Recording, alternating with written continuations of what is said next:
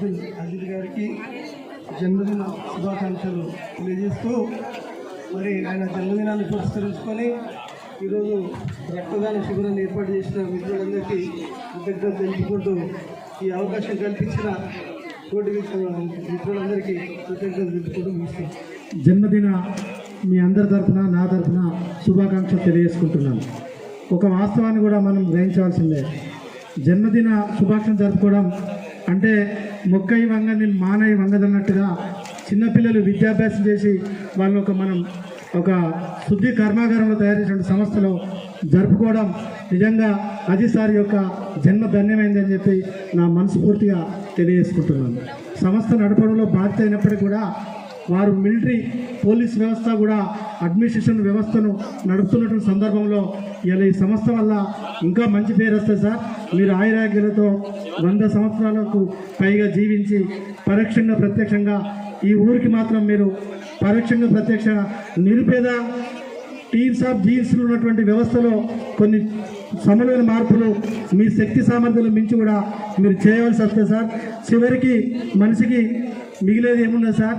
జీవితంలో కష్టాలు నష్టాలు సంతోషం ఆనందం ఉన్నప్పుడు కూడా ఆర్థికంగా భారమైనప్పుడు కూడా కాకపోయినప్పుడు కూడా ఈ చిక్కుల సమాజంలో చిక్కి దొరికినట్టుగా నడుపుతున్నట్టు వ్యవస్థ చాలా గొప్పది సార్.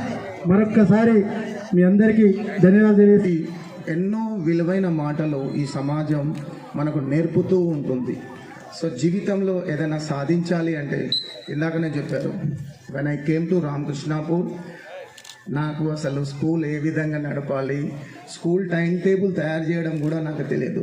ఫస్ట్ టైం స్కూల్ యొక్క టైం టేబుల్ తయారు చేయడానికి నేను 2000లో మా దగ్గర మా అన్నకు చాలా ఆప్తుడు ఎబ్నైజర్ ఆరోగ్య కారణాల వల్ల దాదాపు నేను వచ్చిన తర్వాత కూడా ఒక 23-24 సంవత్సరాలు నాతో కలిసి జర్నీ చేయడం జరిగింది.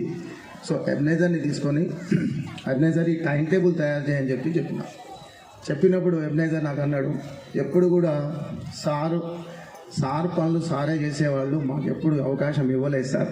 ఈ టైం టేబుల్ తయారు చేయడం కూడా నాకు తెలియదు. సో దీన్ని ఏ విధంగా తయారు చేయాలో తెలియదంటే ఇక్కడ ఎవరైనా మంచి టీచర్ ఉంటే తీసుకెళ్ళు అని చెప్తే ఇక్కడ సింగరేణిలో పనిచేసే ఉపేందర్ టీచర్ దగ్గర తీసుకెళ్ళి నాకు ఫస్ట్ స్కూల్లో టైం టేబుల్ ఎట్లా తయారు చేయాలన్నది ఉపేందర్ టీచర్ దగ్గర నేర్చుకోవడం జరిగింది.